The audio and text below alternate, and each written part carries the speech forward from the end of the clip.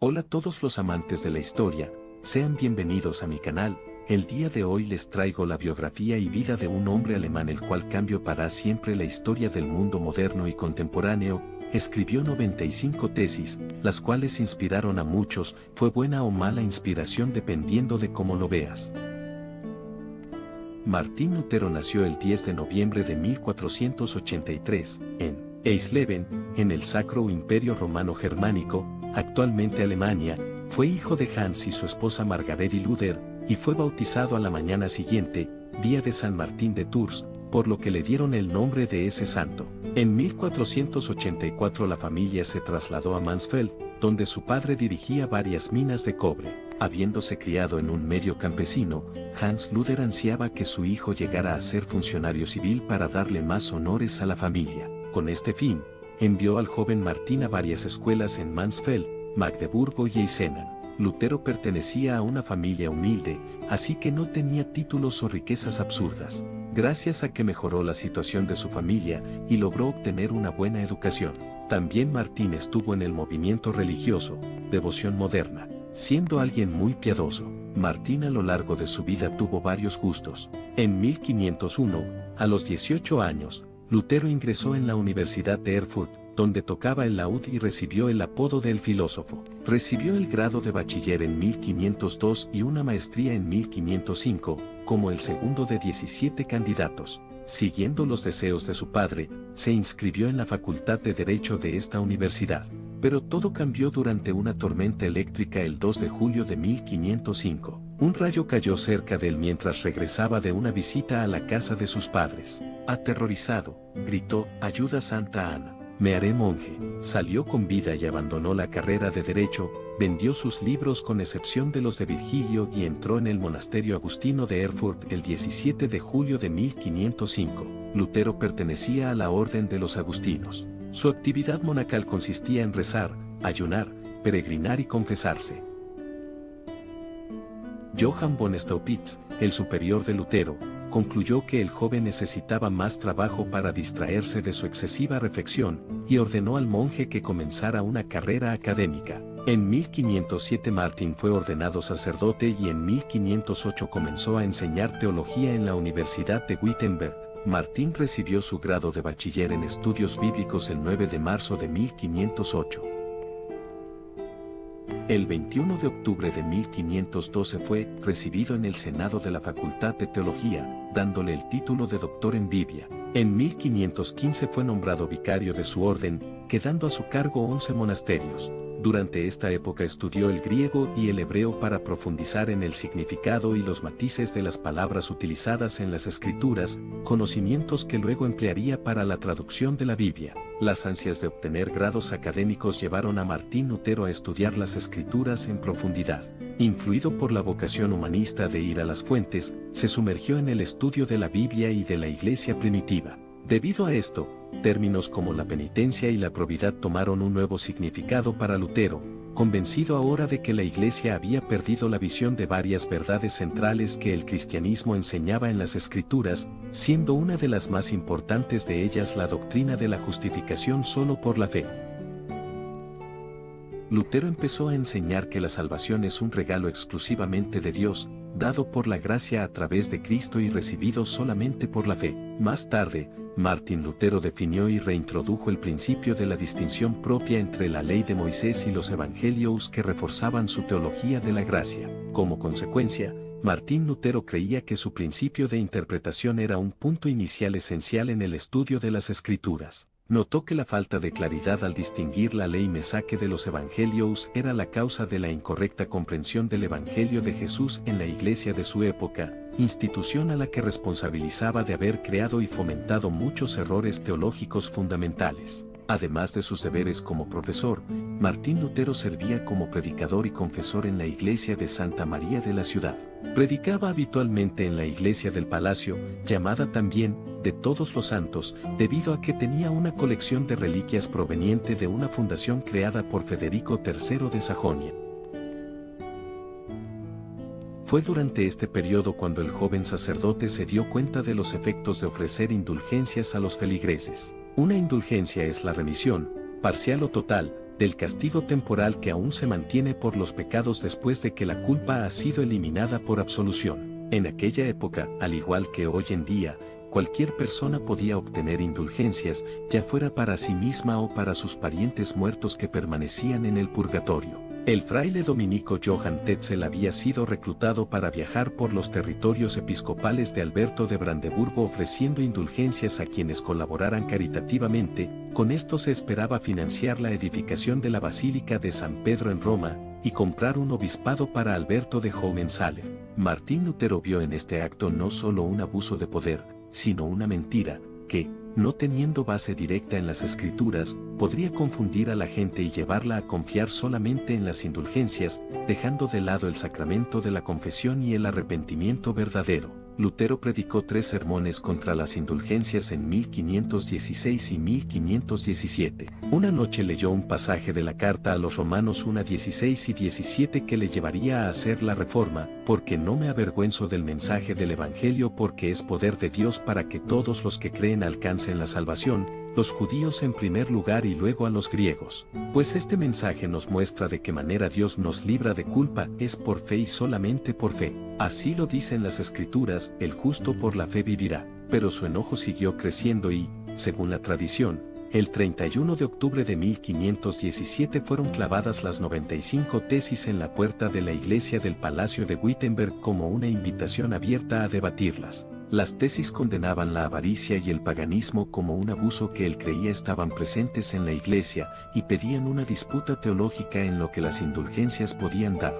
Sin embargo, en sus tesis no cuestionaba directamente la autoridad del Papa para conceder indulgencias. Las 95 tesis de Martín Lutero fueron traducidas rápidamente al alemán y ampliamente copiadas e impresas. Al cabo de 2 semanas se habían difundido por toda Alemania y, pasados 2 meses, por toda Europa. Este fue uno de los primeros casos de la historia en los que la imprenta tuvo un papel importante, pues facilitaba una distribución más sencilla y amplia de cualquier documento.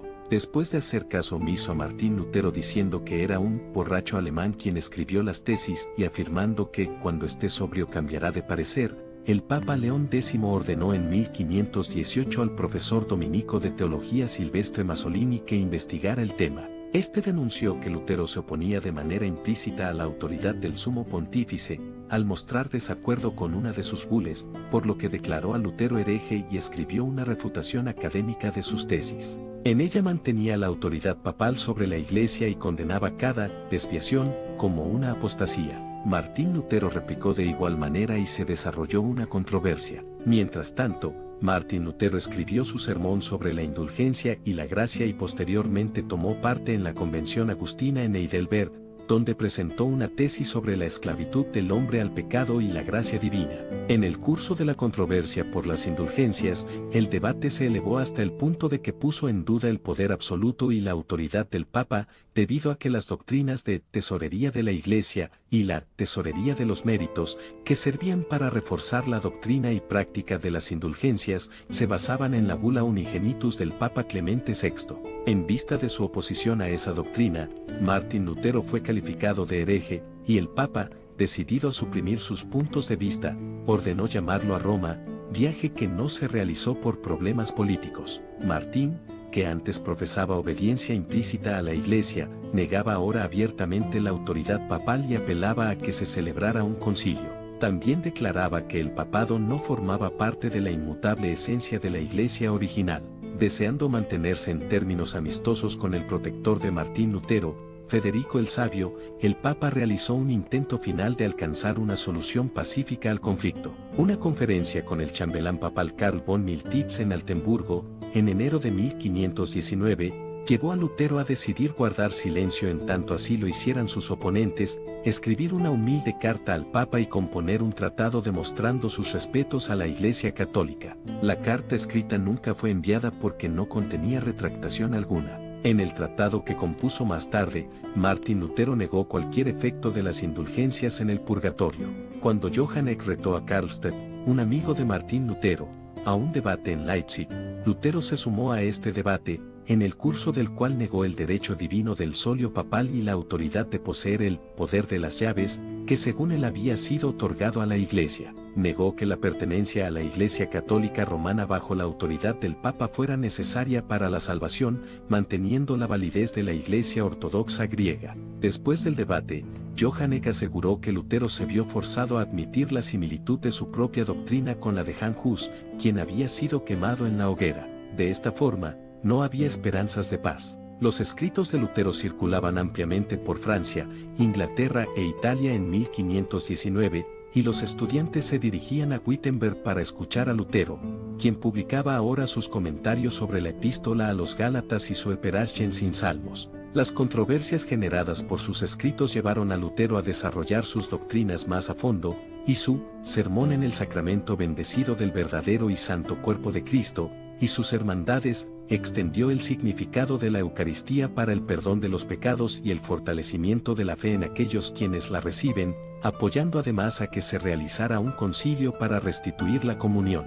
El concepto luterano de Iglesia fue desarrollado una respuesta al ataque del franciscano Agustín von Albel, publicado en la primavera de 1520, era contrario a la doctrina católica de las buenas obras y obras de supererogación, mantenía que las obras del creyente son verdaderamente buenas en cualquier llamado secular o vocación ordenado por Dios. La controversia en Leipzig hizo que Lutero tomara contacto con los humanistas, particularmente Melanchthon, Roiklen y Erasmo de Rotterdam, y que mantuviera relaciones con el caballero Ulrich von Hutten, quien a su vez influyó al caballero Franz von Sickingen. Von Sickingen y Silvestre de Schauenburg querían mantener a Lutero bajo su protección, invitándolo a su fortaleza en el caso de que no se sintiera seguro en Sajonia a causa de la proscripción papal. Bajo estas circunstancias de crisis y confrontando a los nobles alemanes, Lutero redactó a la nobleza cristiana de la nación alemana, donde encomendaba al laicado, como un sacerdote espiritual, la reforma requerida por Dios pero abandonada por el Papa y el clero. Por primera vez, Lutero se refirió públicamente al Papa como el Anticristo. Las reformas que Martín Lutero proponía no solo se referían a cuestiones doctrinales, sino también a abusos eclesiásticos, la disminución del número de cardenales y demandas de la corte papal, la abolición de los ingresos del Papa, el reconocimiento del gobierno secular, la renuncia del papado al poder temporal, la abolición de los interdictos y abusos relacionados con la excomunión, la abolición del peregrinaje dañino, la eliminación del excesivo número de días santos, la supresión de los conventos de monjas, de la mendicidad y de la suntuosidad, la reforma de las universidades, la abrogación del celibato del clero, la reunificación con los Bohemios y una reforma general de la moral pública. Martín Lutero escribió polémicas doctrinales en el preludio en el cautiverio babilónico de la Iglesia, especialmente con respecto a los sacramentos. En lo que se refiere a la Eucaristía, apoyaba que se devolviera el cáliz al laicado. En la llamada cuestión del dogma de la transustanciación, afirmaba la presencia real del cuerpo y la sangre de Cristo en la Eucaristía, pero rechazaba la enseñanza de que la Eucaristía era el sacrificio ofrecido a Dios. Con respecto al bautismo, enseñó que traía la justificación solo si se combinaba con la fe salvadora en el receptor. Sin embargo, mantenía el principio de la salvación incluso para aquellos que más tarde cayeran y se reivindicasen. Sobre la penitencia, afirmó que su esencia consiste en las palabras de la promesa de exculpación recibidas por la fe. Para él, solo estos tres sacramentos podían ser considerados como tales, debido a su institución divina y a la promesa divina de salvación conectada con ellos. Estrictamente hablando, solo el bautismo y la Eucaristía son sacramentos, dado que solo ellos tienen un signo visible divinamente instituido, el agua en el bautismo y el pan y el vino en la Eucaristía. Lutero negaba en su documento que la confirmación, el matrimonio, la ordenación sacerdotal y la extremaunción fueran sacramentos. De manera análoga, el desarrollo completo de la doctrina de Lutero sobre la salvación y la vida cristiana se expuso en su opúsculo La Libertad Cristiana, publicado el 20 de noviembre de 1520, donde exigía una unión completa con Cristo mediante la palabra a través de la fe, la entera libertad de un cristiano como sacerdote y rey sobre todas las cosas externas, y un amor para con el prójimo. Bula de Sed Romanum Pontificem que excomulgó a Martín Lutero en 1521. El Papa advirtió a Martín Lutero el 15 de junio de 1520, con la bula Surge Domine, de que se arriesgaba a la excomunión, a menos que en un plazo de 60 días repudiara 41 puntos de su doctrina seleccionados de sus escritos. Cumplido dicho plazo, se rumoreaba que Eck había llegado a Meissen con una prohibición papal, la cual se pronunció realmente el 21 de septiembre. En octubre de 1520 Martín Lutero envió su escrito En la libertad de un cristiano al Papa, añadiendo la significativa frase, «Yo no me someto a leyes al interpretar la palabra de Dios». El 12 de diciembre Lutero arrojó personalmente al fuego la bula, la cual tomaba efecto en un plazo de 120 días, y el decreto papal en Wittenberg, defendiéndose en su Warum des Papst zu Endisaner Junger Bucher Verbrandsind su assertio a miem articulorum. Durante la quema de esa bula Lutero exclamó parafraseando el Salmo 9, ya que has confundido la verdad, o a los santos, de Dios, hoy el Señor te confunde a ti, al fuego contigo. El Papa León X excomulgó a Lutero el 3 de enero de 1521 mediante la bula de Sed Romanum Pontificem. La ejecución de la prohibición, sin embargo, fue evitada por la relación del Papa con Federico III de Sajonia y por el nuevo emperador Carlos V quien, viendo la actitud papal hacia él y la posición de la Dieta, encontró contraindicado apoyar las medidas contra Lutero. Este fue a Worms diciendo que, iría allí aunque hubiese tantos demonios como tejas en los tejados. Lutero en la Dieta de Worms. El 3 de enero de 1521 fue publicada en Roma la bula de Sed Romanum Pontificem, por la que el Papa León X excomulgaba a Martín Lutero. El emperador Carlos I de España y V del Sacro Imperio Romano Germánico inauguró la Dieta Imperial de Worms el 22 de enero de 1521. Lutero fue llamado a renunciar o reafirmar su doctrina y le fue otorgado un salvoconducto para garantizar su seguridad. Martín Lutero se presentó ante la Dieta el 16 de abril. Johann Eck, un asistente del arzobispo de Treveris, presentó a Lutero una mesa llena de copias de sus escritos. Le preguntó a Lutero si los libros eran suyos y si todavía creía en lo que esas obras enseñaban. Lutero pidió un tiempo para pensar su respuesta, el cual le fue concedido. Lutero oró, consultó con sus amigos y mediadores y se presentó ante la Dieta al día siguiente. Cuando se trató el asunto en la Dieta, el consejero Eck le pidió a Lutero que respondiera explícitamente, Lutero rechaza sus libros y los errores que en ellos se contiene, a lo que Lutero respondió, que se me convenza mediante testimonios de la Escritura y claros argumentos de la razón porque no le creo ni al Papa ni a los concilios, ya que está demostrado que a menudo han errado, contradiciéndose a sí mismos por los textos de la Sagrada Escritura que he citado, estoy sometido a mi conciencia y ligado a la palabra de Dios. Por eso no puedo ni quiero retractarme de nada, porque hacer algo en contra de la conciencia no es seguro ni saludable. De acuerdo con la tradición, Lutero entonces dijo estas palabras, no puedo hacer otra cosa, esta es mi postura, que Dios me ayude. En los siguientes días se hicieron conferencias privadas para determinar el destino de Lutero. Antes de que la decisión fuese tomada, Lutero abandonó Worms. Durante su regreso a Wittenberg desapareció.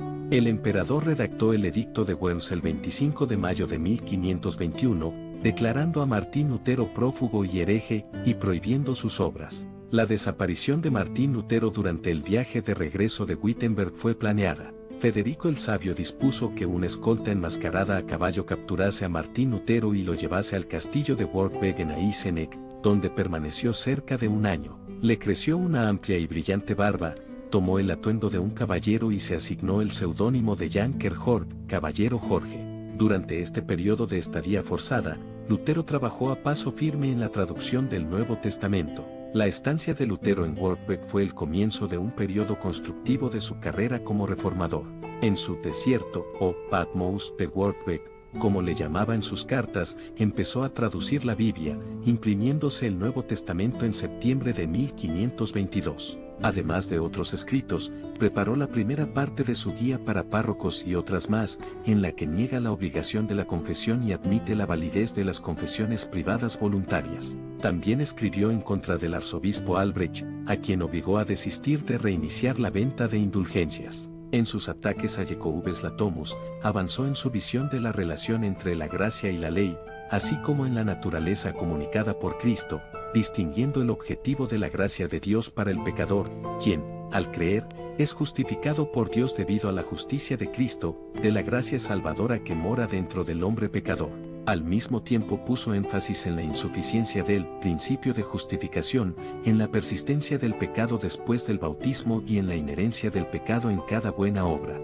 Lutero a menudo escribía cartas a sus amigos y aliados respondiendo o preguntándoles por sus puntos de vista o por consejos. Por ejemplo, Philipp Melanchthon le escribió preguntándole cómo responder a la acusación de que los reformistas renegaban del peregrinaje, del ayuno y de otras formas tradicionales de piedad. Lutero le respondió el 1 de agosto de 1521, si eres un predicador de la misericordia, no predicas una misericordia imaginaria, sino una verdadera. Si la misericordia es verdadera, debes padecer el pecado verdadero, no imaginario. Dios no salva a aquellos que son solo pecadores imaginarios. Sé un pecador y deja que tus pecados sean fuertes, pero deja que tu confianza en Cristo sea más fuerte, y regocíjate en Cristo, quien es el vencedor sobre el pecado, la muerte y el mundo. Cometeremos pecados mientras estemos aquí, porque en esta vida no hay un lugar donde la justicia resida. Nosotros, sin embargo, dice Pedro, estamos buscando más allá un nuevo cielo y una nueva tierra donde reine la justicia. Mientras tanto, algunos sacerdotes sajones habían renunciado al voto del celibato, en tanto que otros atacaron la validez de los votos monásticos. Aconsejó tener más cautela, aceptando en el fondo que los votos eran generalmente tomados con la intención de la salvación o la búsqueda de justificación.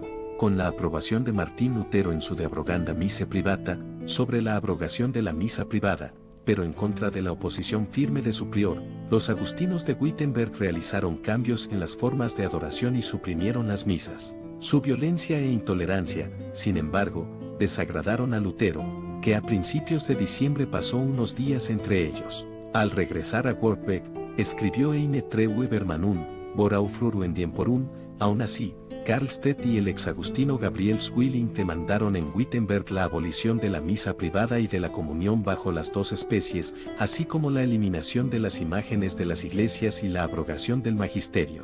El 8 de abril de 1523, Martín Lutero le escribe a Wenceslaus, ayer recibí a 9 monjas de su cautiverio en el convento de Nirchen. Lutero había decidido ayudar a escapar a 12 monjas del monasterio cisterciense en Nirchen, cerca de Grima en Sajonia, sacándolas del convento dentro de barriles. 3 de ellas se marcharon con sus parientes, mientras que las otras 9 fueron llevadas a Wittenberg. En este último grupo se encontraba Catalina de Bora. Entre mayo y junio de 1523 se pensó que la mujer se casaría con un estudiante de la Universidad de Wittenberg, Jerome Baumgartner, aunque probablemente su familia se lo negó. El doctor Caspar Glatz era el siguiente pretendiente, pero Catalina no sentía ni deseo ni amor por él. Se supo que se quería casar con Lutero o con Nicolás von Amsdorf. Lutero sentía que no era un buen marido, ya que había sido excomulgado por el Papa y era perseguido por el emperador. En mayo o a principios de junio de 1525 se conoció en el círculo íntimo de Martín Lutero su intención de casarse con Catalina. Para evitar cualquier objeción por parte de sus amigos, actuó rápidamente. En la mañana del martes 13 de junio de 1525 se casó legalmente con Catalina, a quien afectuosamente llamaba Katy. Ella se mudó a la casa de su marido, el antiguo monasterio agustino en Wittenberg, y comenzaron a vivir en familia. Martín Lutero y ella tuvieron 3 hijos y 3 hijas. Mientras se esforzaba como padre, Martín trató de diferenciar la Iglesia católica de la protestante, haciendo varios cambios, como por ejemplo las bodas, los bautizos y sobre todo el lenguaje e idioma, lo cual hizo que algunos entendieran mejor los textos bíblicos. También entre 1524 y 1525 sucedió la Guerra de los Campesinos, donde muchas personas perdieron la vida. Y tras esto el protestantismo se extendió por toda Europa, dando así inicio a muchas guerras de religión, ya que muchísimos reyes que eran católicos venían al protestantismo como un mal. Sin embargo, muchísimos nobles gracias a estas persecuciones fueron adoptando el protestantismo, para así poder llevar una vida más libre. Con el paso del tiempo el protestantismo se hizo más fuerte cuando Inglaterra se convirtió en un país protestante. En 1536 el rey Cristián III de Dinamarca y Noruega hizo que la religión oficial pasara a ser de tipo protestante luterano, aunque de hecho el padre de Cristián III respetó las creencias protestantes. Y al final de ese siglo la Iglesia de Suecia se convirtió oficialmente en luterana en el Sínodo de Apsel en 1595. Todo esto que se iba formando molesto al rey emperador Carlos, quien se convirtió en el enemigo número uno de Martín Lutero. Y en sus últimos años de vida, Martín Lutero se preocupó por defender sus creencias. Lutero también ayudó a su familia, la cual todavía trabajaba en las minas. Durante este tiempo Martín Lutero ya estaba experimentando varios y serios problemas de salud, los cuales se hicieron más fuertes tras que el 17 de febrero de 1546, tras que finalizaran las negociaciones de su mina familiar, Martín Lutero sufrió un fuerte dolor en el pecho, al punto en que no pudiera por hablar, hasta que finalmente falleció en la madrugada del 18 de febrero de 1546, teniendo en ese momento 62 años. Sus restos mortales están en la Iglesia de Todos los Santos, en Wittenberg, parte actualmente de Alemania.